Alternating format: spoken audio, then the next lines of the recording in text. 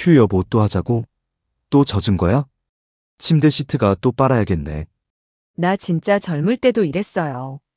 한 번 만지면 너무 젖어서 그 사람이 당황했을 정도예요.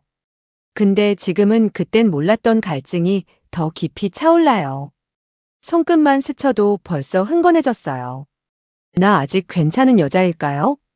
그리고 진짜 이야기는 그때부터였습니다. 그렇게 물을 잔뜩 품은 나는 다시 깨어났습니다. 안녕하세요, 무흐 황혼입니다.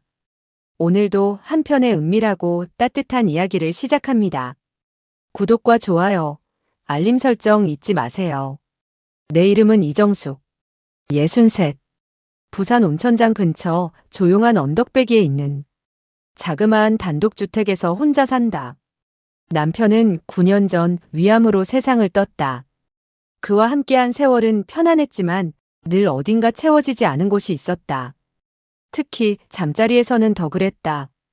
처음 결혼했을 땐 서로에게 모든 걸 맡기고 사랑을 나눈다고 믿었다. 하지만 시간이 지날수록 그는 점점 내 몸을 피했고 나는 점점 그에게 몸을 맡기기가 두려워졌다. 사실 난 젊었을 때부터 많이 젖는 여자였다. 자극에 예민했고 조금만 손길이 와도 안쪽에서부터 촉촉하게 흘러나왔다. 처음엔 그도 좋아했다. 하지만 곧 귀찮아졌고 질색을 하기 시작했다. 또 젖었어? 이불 다 버리겠다 정말. 그 말 한마디가 내 안의 여자를 찢어버렸다.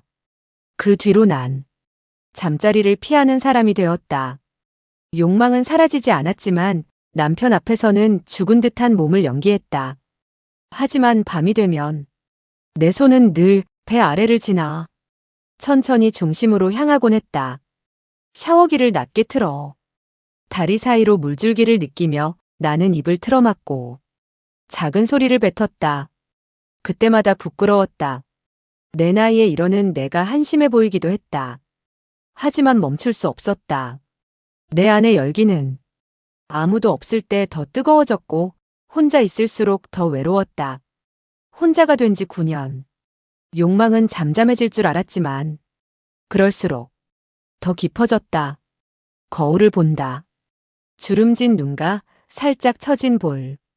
가슴도 예전 같진 않지만 내 손으로 감싸보면 여전히 감각은 살아있다. 무심코 브래지어를 벗다 보면 살짝 솟은 봉우리 끝이 찬 공기에도 반응하는 걸 느낀다. 그걸 느끼고선 이불 속에서 혼자 얼굴을 붉혔다. 이 나이에 아직도 이러네. 하지만 나는 알고 있다. 그게 살아있다는 증거라는 걸. 내가 봐도 나는 아직 괜찮다. 몸도 피부도 그리고 욕망도. 그를 처음 본 건 동네 새벽 헬스장이었다. 나는 그나마 체력을 유지해야겠단 마음으로 매일 아침 6시 러닝머신에 올라가 있었다. 그날도 땀에 젖은 티셔츠를 바람에 말리고 있는데 어느새 그가 내 옆에 다가와 섰다. 여기 자주 나오시네요. 낮은 목소리. 눈가에 주름이 있지만 단단해 보이는 이마와 목소리. 뵌 적 있으신가요? 난 살짝 웃었다. 머리는 희끗했지만 어깨가 딱 벌어진 남자였다. 그는 59세, 이혼 10년 차. 이름은 박태수. 청소 용역 일을 하고 있었고 몸은 거칠지만 손은 생각보다 말끔했다. 그날 이후 우린 매일 아침 1시간씩 같은 러닝머신 위에서 걷고 또 걸었다. 서로 별말은 없었다. 하지만 나는 그의 땀 냄새가 좋았다. 어느 날 수건을 건네주며 내 손이 그의 손등에 스쳤을 때 나는 순간 아랫배가 찌릿하게 조였다. 몸이 먼저 반응해버렸다. 그런데 이상했다. 그는 전혀 반응이 없었다. 시선도 말투도 너무 담백했다. 기대한 설렘도 미묘한 긴장도 없었다. 며칠이 지나도록 그는 나를 누님이라 불렀고 난 속에서 여자가 아니라 그냥 아줌마로 여겨지는 듯해. 이상한 열이 났다. 거울 앞에서 속옷을 갈아입다. 문득 깨달았다. 젖어 있었다. 나는 그에게 스치기만 해도 흥건해질 만큼 여전히 물 많은 여자였는데 그는 나의 그런 반응을 전혀 모르거나 모른 척하고 있었다. 그렇게 시작된 불균형. 나는 점점 더 달아오르고 있었고, 그는 점점 더 조심스러워졌다. 어느 날 함께 걷던 그가 물었다. 누님, 뭔가 고민 있으세요? 요즘 좀 뜨거워 보이세요. 나는 웃으며 대답했다. 나, 원래 그래. 몸이 좀 예민해. 예민하신 거 좋아 보입니다. 그 한마디에 내 가슴이 쿵 내려앉았다. 아, 그도 느끼고 있었구나. 하지만 왜 그 한 발을 내딛지 못하는 걸까? 그는 조심스럽고 나는 타올랐다. 이 갈증은 어디서부터 어떻게 터트려야 하는 걸까? 그날도 마당을 쓸고 있었다. 낙엽이 사방에 흩어져. 하루 종일 쓸어도 끝이 없었다. 이사 오는 날이었다. 작은 전단지를 붙여놓은 지 보름쯤 세입자를 자청한 남자가 찾아왔다. 처음엔 기대하지 않았다. 살림살이도 말수도 적은 그저 방 하나 차지해줄 사람을 찾았던 거였다. 대문 밖에 선 남자. 검게 그을린 얼굴, 깊게 파인 이마 주름. 허리는 굽었지만 눈빛은 똑바로 내 눈을 쳐다봤다. 안녕하십니까? 방 보러 왔습니다. 목소리는 낮고 묵직했다. 말끝은 사투리를 살짝 물고 있었다. 문을 열며 나는 왠지 모를 긴장이 올라왔다. 누구나에게 느끼는 감정은 아니었다. 그런데 그 남자만은 낯선데 익숙했고 딱히 잘생기지도 않았는데 눈길이 자꾸 갔다. 작업복이라 좀 죄송합니다. 그가 멋쩍게 웃을 때 나는 본능처럼 느꼈다. 이 남자 물이 많은 나를 알아볼지도 모르겠다. 방은 6평 남짓했다. 해가 잘 들고 조용하고 무엇보다 따뜻했다. 그는 몇 번 고개를 끄덕이고 짐이 많지 않다고 했다. 실제로도 조그만 배낭 하나, 반쯤 풀린 쇼핑백 하나. 그게 전부였다. 한 달에 30이면 되겠지요? 내가 먼저 말을 꺼냈다. 예. 고맙습니다. 보증금은? 없어요. 그가 놀란 눈으로 나를 봤다. 방만 깨끗하게 써주시면 돼요. 진심이었다. 그저 누군가 집안을 드나드는 발소리가 들리면 좋겠다는 생각뿐이었다. 그날 저녁 그는 조용히 짐을 풀었다. 나는 안방에 앉아 TV를 켜놓고도 한마디도 들리지 않았다. 대신 다른 소리가 들렸다. 수도에서 물 떨어지는 소리, 방을 닫는 문소리, 그리고 샤워기 물줄기 소리. 그 소리가 유난히 선명하게 들려왔다. 나는 그 소리에 괜히 숨이 막혔다. 그가 그 안에서 옷을 벗고 몸에 물을 묻히고 있다는 상상을 하자. 허벅지 안쪽이 미세하게 떨렸다. 나도 모르게 다리를 오므렸다. 이건 뭐야? 이정숙, 너 지금 뭐 하는 거야? 스스로를 나무라면서도 내 손은 벌써 이불 아래로 들어가 있었다. 그 남자가 이 집에 들어온 첫날 밤, 나는 처음으로 다른 남자를 상상하며 몸을 만졌다. 그가 들어온 지 어느덧 10일째.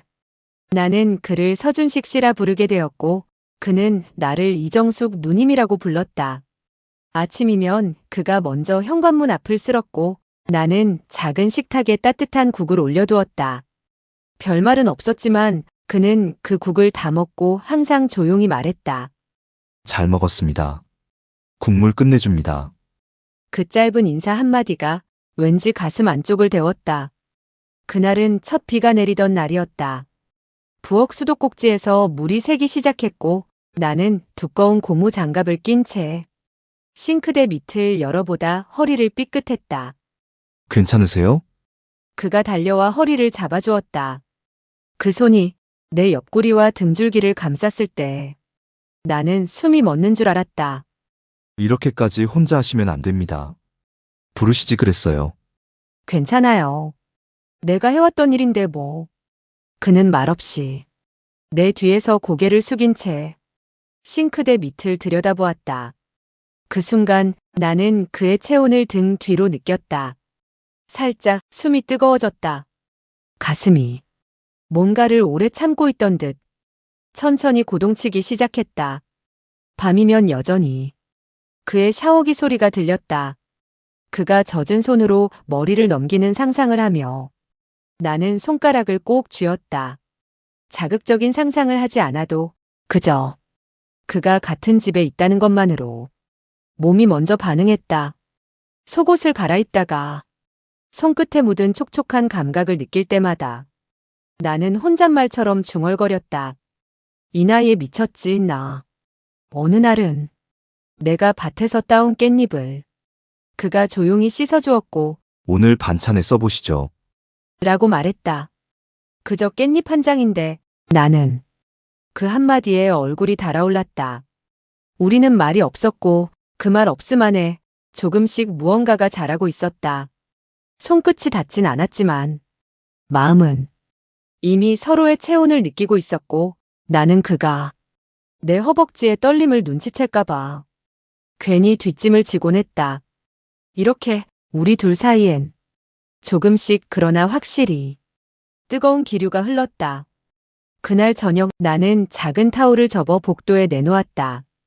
그가 매일 저녁 샤워를 하고 나올 때 젖은 머리카락을 손으로 쓸어 넘기며 잠깐 마주치는 순간이 있었다. 그건 아주 짧은 그러나 내 심장이 2번 뛸 만큼 뜨거운 순간이었다. 수건 여기 있어요. 나는 쑥스럽게 말했다.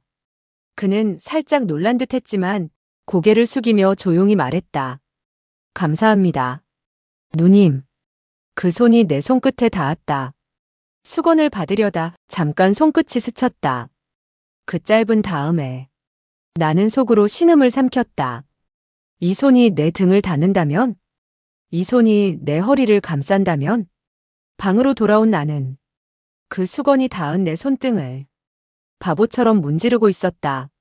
나는 내 몸이 아직도 촉감 하나에 이렇게 반응한다는 게 한편으론 안도였고 한편으론 참기 어려운 고통이었다. 밤이 깊어지면 그의 발걸음 소리가 점점 가까워졌다가 조용히 사라졌다. 이불 속에서 나는 그 소리를 들으며 상상만으로도 몸이 젖는 걸 느꼈다. 그건 습관처럼 된 외로움의 반응이 아니었다. 명확한 대상이 생긴 욕망이었다. 나는 스스로를 달래며 조심스럽게 그 이름을 불러보았다. 준식 씨. 내 목소리가 그의 귀에 닿지 않기를 바라면서도 닿기를 바랐다. 우리 사이엔 아직 아무 일도 없었지만 아무 일도 없기 때문에 더 간절했다. 그가 웃을 때 그 입가의 주름이 조금 더 깊어지는 걸 보면 나는 속으로 중얼거렸다. 저런 남자에게 안기면 어떨까? 그의 손이 내 어깨에 잠시라도 머무를 수 있다면. 그날 밤 나는 낡은 손거울을 꺼냈다. 그리고 오래전 잊고 지냈던 립스틱 하나를 발랐다. 주름진 입술 위에 붉은색이 번지자 나는 거울을 바라보며 속삭였다. 아직 여자로 살아야 할 것 같아. 다음 날 아침 나는 부엌 창가에 기대 서서 뜨겁게 끓는 주전자를 바라보고 있었다. 어제 그 사람 손끝이 스친 후로 내 안에서 묘한 감정이 가라앉지 않았다. 그의 이름을 부르면 가슴이 울리고 그의 걸음소리만 들어도 허벅지 안쪽이 찌릿하게 반응했다. 하지만 동시에 속에서 끝없이 물었다. 내가 지금 무슨 짓을 하려는 거지? 이 나이에 이런 감정을 가져도 되는 걸까? 내가 정숙이란 여자라는 걸 잊고 살았지만 그렇다고 지금 와서 되살릴 자격이 있긴 할까? 거울 앞에 서면 아직 윤기 남은 머릿결과 가끔 뺨에 붉게 오르는 기운을 느끼면서도 그건 그냥 잔향 같았다.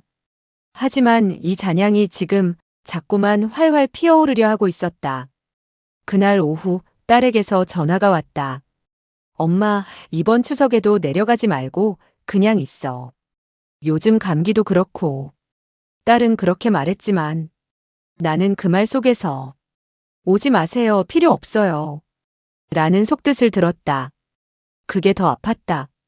그리고 그 아픔 위로 그 사람의 미소가 떠올랐다. 그의 조용한 말투, 부드러운 손끝, 그리고 샤워 후 젖은 머리로 말없이 고개 숙이던 모습. 그게 이상하게 날 사람으로 여자로 느끼게 했다. 하지만 동시에 떠올랐다. 그가 나보다 5살이나 어리다는 사실. 그는 아직 남성으로서 누군가를 품을 수 있는 체력과 여유가 있다. 그런데 난 밤에 거울을 보며 내 옆선을 찬찬히 따라 내려갔다. 쇄골도 봉긋한 마음도 아직 살아있긴 했다. 하지만 나는 스스로에게 물었다. 내 몸이 지금도 괜찮은 걸까? 욕망은 분명 있었지만 그 욕망이 너무 앞서버리면 이 감정이 진짜 사랑인지 그저 외로움의 환상인지 헷갈릴 것 같았다. 그날 밤 부엌 창가에 기대 찻잔을 들고 있는데 준식이 조심스레 다가와 말을 건넸다. 정숙 누나, 요즘 저 불편하세요? 그 눈빛엔 진심이 담겨 있었고 나는 아무 말도 할 수 없었다. 숨겨두고 싶은 마음들이 눈앞에서 벌겋게 드러난 느낌이었다. 누나가 너무 조심하시니까요. 제가 뭔가 잘못한 줄 알고. 그의 목소리는 낮고 조심스러웠지만 그 안에는 분명한 서운함과 두려움이 섞여 있었다. 나는 웃으며 넘기려 했지만 그 순간 작은 파편처럼 흉터난 내 마음이 들통난 기분이었다. 사실은 나는 그와 손잡는 것조차 두려웠다. 그를 좋아하고 그의 온기가 그립고 밤마다 그의 기척이 기다려지지만 그 감정을 받아들이는 순간 나는 스스로에게 나는 이 나이에 사랑을 꿈꾸는 여자다. 라고 고백해야 했다. 그게 너무 낯설고 무거웠다. 게다가 내가 누군가의 눈에 어떻게 보일까 그게 자꾸 신경이 쓰였다. 며칠 전 이웃집 조 여사가 우리 집 담장 너머로 물었다. 새빵새 입자 남정네는 말도 없이 조용하더라. 둘이 밥은 자주 같이 먹는가? 그 말은 그냥 지나가는 말 같았지만 그날부터 내 발걸음이 더 조심스러워졌다. 밤늦게 불을 끄는 것도 준식의 방 앞에 국 한 그릇을 두는 것도 괜히 눈치가 보였다. 어쩌면 이 사랑을 시작하려면 내가 참아야 할 게 너무 많을지도 모른다. 준식은 그저 순한 사람이다. 내가 괜찮다고 하면 다 받아줄 사람이지만 그가 세상에 던져질 땐 그 비난은 내 몫일 수도 있다. 나이도 많고 세입자랑 뭐 하는 짓이냐. 그런 말 한마디에 그 사람 어깨가 축 처지지 않을까 두려웠다. 하지만 더 무서운 건 내 안에서 들려오는 소리였다. 넌 지금 뭘 하려는 거니? 그냥 혼자 살다 가면 되잖아. 이 나이에 감정이 무슨 소용이야. 그 소리에 나는 다시 밤마다 등을 돌려 누워야 했고 이불을 덮고 심장이 뛰는 걸 애써 무시해야 했다. 그러다 어느 날 밤 준식이 문 앞에 작은 봉투를 두고 갔다. 그 안엔 작은 손거울 하나와 쪽지가 있었다. 이거 누나 닮았어요. 따뜻한 살결 같은 반짝임. 누나는 아직도 정말 예쁜 사람이에요. 나는 한참을 거울을 쳐다보다가 그대로 눈물이 흘렀다. 나는 그에게 자격지심을 느꼈고 그는 나에게 이유 없는 예쁨을 줬다. 도덕이 뭐길래, 세상의 시선이 뭐길래 그를 안는 것조차 이토록 망설여야 하는 걸까? 지금 그는 내게 사랑보다도 존중을 먼저 건네고 있었다. 그게 더 아프고 그래서 더 간절했다. 준식은 정말 조용한 사람이었다. 말수가 적었고 늘 눈치를 봤다. 그게 처음엔 답답했지만 정숙은 어느 순간부터 그 조심스러움이 싫지 않았다. 그의 발걸음 소리, 씻고 나와 베란다에 잠깐 앉아있는 그림자, 가끔 물어오는 말 한마디가 이제는 하루를 채워주는 소리 같았다. 정숙 씨 이 국물 진짜 맛있네요. 별거 아냐. 강남은 멸치 국물에 된장 푼 거야. 그래도 이 맛은 누나가 해준 밥 같아서. 누나 소리 좀 하지 마. 정숙은 괜히 말을 얼버무렸다. 하지만 마음속 어딘가는 묘하게 간질거렸다. 어느 날은 비가 참 많이 왔다. 빨래를 걷던 준식이 미끄러져 무릎을 살짝 다쳤다. 정숙은 다급히 약통을 꺼내와 그의 무릎 앞에 쪼그려 앉았다. 움직이지 마. 이거 소독약 좀 따가워. 네. 준식은 고개를 푹 숙인 채 가만히 있었다. 정숙의 손이 그의 무릎을 감쌌다. 꽤나 단단한 다리였다. 근육이 아직 살아있었다. 살짝 스친 그 체온이 정숙의 속을 불안하게 일렁이게 했다. 약을 바르는 손이 이상하게 오래 머물렀다. 괜찮아요?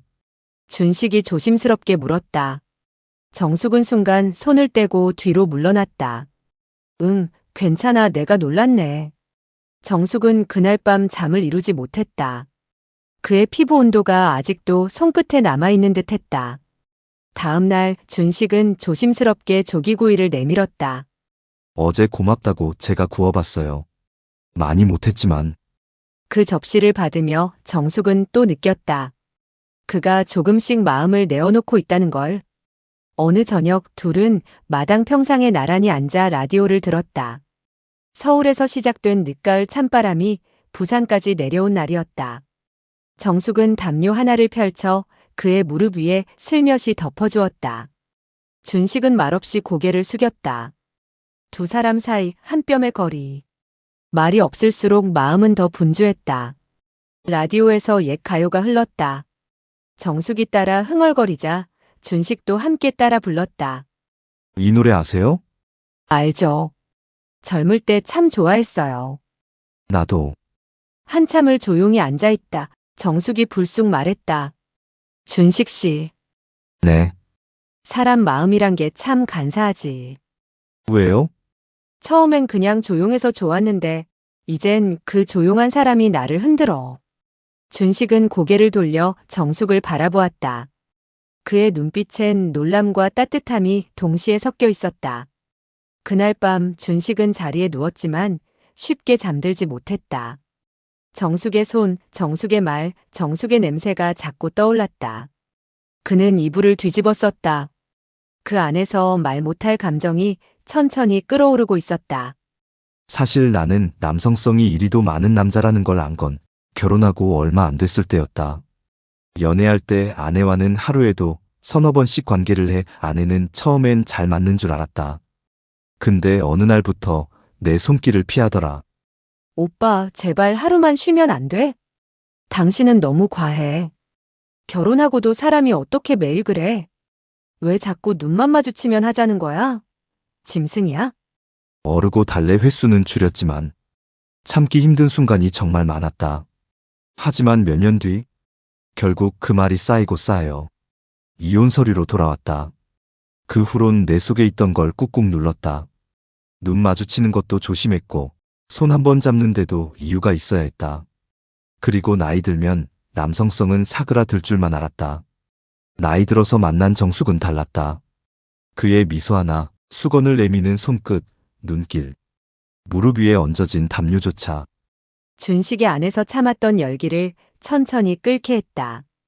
그는 그걸 들키지 않으려 밤마다 베개를 끌어안고 다리를 포개며 잠을 청했다. 그런데 오늘 밤은 달랐다. 늘 조용히 샤워를 마치고 방으로 돌아가던 그의 발소리가 오늘은 내 방문 앞에서 멈춰 있었다. 심장이 터질 듯 뛰었다. 그가 문을 두드리면, 아니, 내가 먼저 문을 열면, 그런 상상이 스친 순간 문이 똑똑 두 번 울렸다. 누나 저기 무릎이 좀 아파서 약 좀. 더는 망설이지 않았다. 내 마음은 이미 문 앞까지 달려가 있었으니까. 문을 열었다. 그는 아직 물기를 머금은 머리로 부끄럽게 웃고 있었다. 앉아요. 나는 그를 조용히 이끌었다. 내가 봐줄게요. 약을 들고 그의 앞에 앉았다. 무릎에 손을 얹었을 뿐인데 그의 체온이 고스란히 손끝으로 전해졌다. 내가 바르는 손보다 그 온기가 더 깊이 스며들었다. 그도 나도 가만히 떨고 있었다. 약이 흘러 허벅지로 스며들고 그 위로 손이 옮겨졌다. 그 순간 그의 눈이 내 얼굴을 향했다. 그 눈빛엔 숨겨온 갈증, 조심스러운 열기, 그리고 묻힌 외로움이 섞여 있었다. 누나, 저 감정이 좀 많아요. 그래서 조심했어요. 누나에게 혹시라도 그 말에 내 입술이 먼저 떨렸다. 나도 그래요. 말 못했지만 내 몸은 원래부터 좀 민감했어요. 그게 늘 부끄러웠는데 이젠 감출 필요 없을 것 같아요. 나는 먼저 그의 손등을 감쌌다. 그리고 입술을 살짝 포겠다. 처음엔 가볍게, 그러다 서로를 확인하듯 조심스레 이어진 입맞춤. 그가 내 허리를 감싸 앉자. 나는 그 품 안에 얼굴을 묻었다. 겉옷이 벗겨졌고 손끝은 곡선을 따라서 서서히 올라왔다. 그 손이 멈춘 자리에 숨이 걸렸다. 말없이 그의 손을 감싸며 고개를 끄덕였다. 계속해요. 지금 좋아요. 그는 나를 조심스럽게 눕혔다.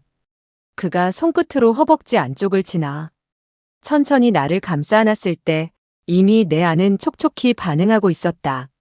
나는 숨을 삼키며 눈을 감았다. 그가 다가올수록 내 다리는 스스로 그를 감쌌고 내 몸은 그를 기다린 듯 반응했다.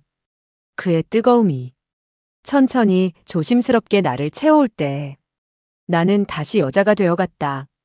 오래 눌러왔던 감각이 그의 움직임에 하나씩 살아났고 나는 부드럽게 허리를 밀어올리며 그에게 말했다. 이 안이 당신을 기억해요. 우리의 숨소리가 방 안에 겹쳐지고 그의 손이 내 등을 쓸어내릴 때마다 나는 한 번씩 가슴 안에서 벅차오르는 무언가를 느꼈다. 신음은 낮았고 움직임은 조심스러웠지만 그 속엔 참았던 시간만큼의 뜨거움이 있었다. 그 품에서 나는 조용히 울었다. 그렇게 우리는 긴 밤을 보냈다. 그리고 함께 아침을 맞이했다. 일어나서 옆을 보니 그가 나를 바라보고 있었다. 그리고 다시 사랑이 시작되었다. 몇 년간의 응어리가 풀린 듯 그의 손이 허벅지 안쪽을 지나 내 중심에 닿았을 때 나는 본능적으로 몸을 움츠렸다. 그곳은 이미 충분히 젖어 있었다. 내가 먼저 느꼈다. 그의 손이 닿기도 전에 내 안은 오래 참아왔던 반응으로 흠뻑 젖어 있었다. 나는 고개를 돌리고 작게 숨을 내뱉었다. 이렇게 많이 젖는 건 나한텐 부끄러운 일이었어요. 그의 눈빛이 깊어졌다. 왜 부끄러워요? 난 그게 더 좋아요. 그 말에 나는 잠시 멈춰 숨을 삼켰다. 정말요? 진심이에요. 그건 내게 닿고 싶다는 너의 감각이잖아요. 그는 더는 망설이지 않았다. 내 다리를 조심스럽게 끌어안으며 부드럽게 내 안으로 다가왔다. 단단하고 뜨거운 중심이 내 안으로 천천히 들어왔고 그 순간 나는 무너졌다. 속 깊은 곳에서부터 덜컥 열리는 감각이 올라왔다. 입술 사이로 작은 숨결이 터져나왔다. 움직임은 느렸고 하지만 점점 깊어졌다. 그의 손은 내 윗선을 부드럽게 쓸며 솟아오른 감각의 꼭지점에 머물렀다. 그 작은 반응 하나에도 내 온몸은 전류처럼 반응했다. 나는 그에게 속삭였다. 당신 안에 있으니까 내 안이 더 젖는 것 같아요. 그는 나를 안으며 대답했다. 그게 좋아요. 당신이 살아있다는 증거잖아요. 그렇게 시간이 멈춘 듯 이어졌다. 젖은 숨결, 끈적한 접촉, 그리고 몸을 따라 올라오는 떨림. 그는 내 손을 꼭 잡았다. 나는 그 손을 더 꽉 감았다. 긴 시간이 지나고 우리는 함께 샤워를 했다. 수건을 어깨에 걸친 채 나는 부엌으로 나왔다. 준식은 벌써 물을 올려두고 커피를 꺼내고 있었다. 내가 하려던 건데. 내 말에 그는 웃었다. 오늘은 제가 하고 싶었어요. 뭔가 첫 아침이라. 첫 아침. 그 말에 괜히 가슴께가 뜨거워졌다. 그럼 난 계란 후라이 할게요. 나는 펜을 꺼내며 그와 나란히 섰다. 서로의 팔이 닿을 듯 말 듯 어색하면서도 따뜻했다. 준식은 내 뒤에 서서 수건을 살며시 내 어깨에서 벗겼다. 머리 좀 닦아줘도 돼요? 그의 손이 조심스레 내 머리카락을 감쌌다. 수건 사이로 그의 손이 들어오고 나는 모르게 웃음이 새어나왔다. 왜 웃어요? 머리 말려주는 남자 살면서 처음이라 그래요. 그가 나지막이 말했다. 난 이 순간이 처음이 아니었으면 해요. 우리는 식탁에 마주 앉았다. 계란과 김 따끈한 국. 아무것도 특별하지 않았지만 그날 아침은 내 삶의 처음 같았다. 정숙 씨, 그가 조용히 나를 불렀다. 응? 나는 밥을 한 숟갈 삼킨 뒤 눈을 들었다. 나 지금도 믿기지 않아요. 이렇게 같이 있는 게 나는 숟가락을 내려놓고 그의 손을 잡았다. 믿어도 돼요. 이건 진짜니까. 식사가 끝나갈 무렵 그는 자리에서 일어나 내 옆으로 와 앉았다. 그리고 내 손등에 입을 맞췄다. 준식은 밥을 다 먹지 못한 채 숟가락을 내려놓았다. 왜 그래요? 내가 물었다. 그는 말없이 나를 바라보다. 천천히 자리에서 일어나 내 쪽으로 걸어왔다. 정숙 씨, 그의 손이 내 머리카락을 뒤로 넘겼다. 입술이 살며시 이마에 닿고 눈을 감은 채 내 볼을 어루만졌다. 나는 그대로 숨을 멈췄다. 식탁 옆 햇살이 드는 창가에서 그는 내 손을 잡고 조용히 몸을 끌어당겼다. 나는 아무 말 없이 안겼다. 그의 가슴께에 얼굴을 묻고 느릿하게 숨을 들이마셨다. 우리 둘 사이 아직도 식기의 온기가 남아 있었지만 그보다 더 뜨거운 열기가 서로의 몸 사이에서 피어나고 있었다. 그의 손이 천천히 내 옆구리를 타고 올라왔고 나는 조심스럽게 등을 기대었다. 얇은 티셔츠 사이로 스며드는 손길에 작은 떨림이 퍼졌다. 여기가 또 젖고 있네요? 그가 속삭였다. 나는 천천히 고개를 끄덕였다. 식탁 의자에 그가 조심스럽게 나를 앉히고 무릎을 꿇은 채 내 다리를 감쌌다. 햇살 사이로 스며든 그의 눈동자가 부끄러울 만큼 진지했다. 그의 손이 다시 내 중심 가까이에 닿았을 때 이미 그곳은 다시 젖고 있었다. 나는 조용히 속삭였다. 이렇게 자주 젖는 거 정말 괜찮아요? 그는 눈을 마주보며 말했다. 나 마침 너무 목이 말랐어요. 이런 물 얼마든지 좋아요. 그 순간 그의 숨결이 내 중심을 감쌌다. 나는 조용히 고개를 젖히며 두 손으로 그의 머리를 감싸 안았다. 살갗과 살갗 사이로 전해지는 감각. 그의 입술이 닿는 곳마다 나는 점점 더 깊이 젖어들었다. 그리고 그는 한참을 물을 삼켰다. 부드럽게 햇살 아래에서 우리는 식탁을 배경 삼아 사랑을 나눴다. 그건 욕망이라기보다 확인에 가까웠다. 우리는 정말 잘 맞는다. 몸도 마음도. 식탁 옆 햇살이 들어오는 창가에 나는 그대로 앉아 있었다. 머리카락 끝에 남은 그의 손길, 무릎 사이에 아직도 남아있는 그의 숨결. 그는 조용히 내 앞에 앉았다. 눈을 피하지도 않았고 숨을 숨기지도 않았다. 나는 커피잔을 들어 한 모금 마셨다. 그가 건넨 시선이 부드럽게 내 얼굴을 더듬었다. 정숙 씨, 그가 입을 열었다. 왜 우린 지금 만난 걸까요? 나는 웃었다.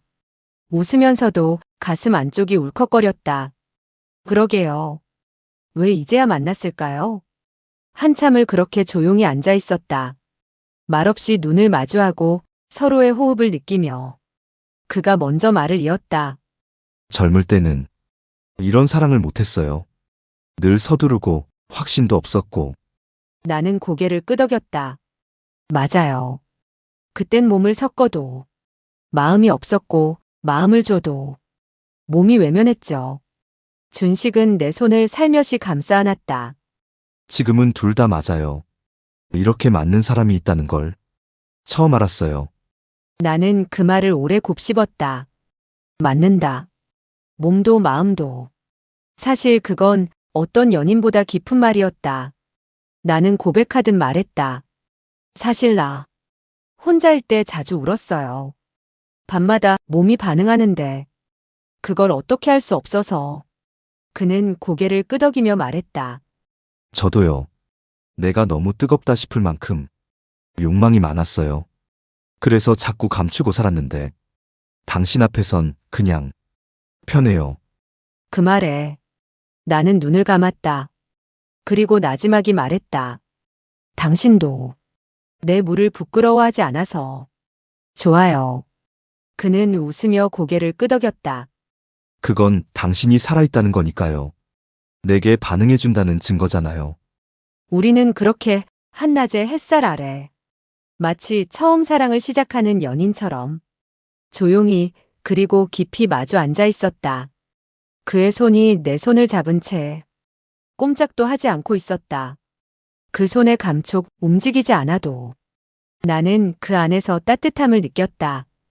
그 따뜻함이 내 안을 조금씩 채웠다. 그날 저녁 우리는 마당에 작은 상을 펴고 간단한 반찬과 막걸리를 올렸다. 은은한 조명 아래 그는 나에게 잔을 따랐고 나는 그의 잔에 고개를 숙였다. 정숙 씨, 응? 이런 밤 앞으로 자주 만들고 싶어요. 나는 잔을 들고 그의 눈을 보며 말했다. 이제 도망가지 마요. 당신 같은 사람, 이제 또 못 만나요. 그는 고개를 숙이며 잔을 부딪혔다. 도망 안 갈게요. 내가 어디 가요? 여기 내 자리가 생겼는데. 그날 밤 우리는 다시 한 이불 속에 누웠다. 몸을 포개지 않았는데도 서로의 체온이 퍼져왔다. 나는 그의 팔을 베고 그의 품에서 천천히 숨을 골랐다. 이렇게 계속 나누고 싶어요. 자주 많이. 내 말에. 그는 웃었다. 나는 그 말이 제일 좋아요. 그의 손이 내 팔을 어루만지며 천천히 움직였다. 움직임은 조심스러웠지만 의도는 분명했다. 나는 그의 손목을 감싸 안고 가만히 속삭였다. 또 해요. 그 말 한마디에 그는 눈빛을 바꾸며 내게 몸을 겹쳤다. 우리는 말이 필요 없었다. 촉촉해진 내 중심을 그가 천천히 확인할 때 나는 부끄럽게 웃었다. 이렇게 자주 젖는 거 당신이 알면 놀랄까봐. 그는 내 귓가에 말했다. 그게 날 더 미치게 해요. 움직임이 반복되고 호흡이 겹쳐지고 이불 안은 점점 더 뜨거워졌다. 나는 그의 허리를 감싸며 입술을 물었다. 그의 손은 내 가장 예민한 곡선을 따라 움직였고 나는 떨리는 숨으로 그를 더 깊이 안았다. 그날 밤 우리는 한 번도 아닌 두 번, 세 번 자신을 확인했다. 감정이 솟을수록 몸은 더 솔직해졌고 욕망은 멈출 줄 몰랐다. 이 나이에도 이렇게 불타오를 수 있네요. 내 말에 그는 이마를 맞대며 말했다. 우린 지금이 시작인 거예요. 나는 웃으며 대답했다. 맞아요. 조금 늦었지만 지금이 딱 좋아요. 이 나이에도 사랑을 해도 되더군요. 그리고 그건 멈추지 않아도 괜찮은 감각이었습니다. 오늘 이야기를 들으시며 혹시 잊고 지냈던 감정이 떠오르셨나요? 한때는 당연했던 손길, 부끄러워 말 못했던 갈증, 그리고 누군가의 따뜻한 품 안에서 다시 살아나는 내 감각들. 혹시 여전히 가슴속에 숨겨둔 당신만의 황혼 이야기가 있다면 댓글로 나눠주세요. 그 기억 하나 누군가의 오늘을 따뜻하게 해줄지도 모르니까요. 당신의 황혼 로맨스, 무릇 황혼이 기다립니다. 지금 구독과 알림 설정으로 다음 이야기도 함께해요. 놓치지 마세요.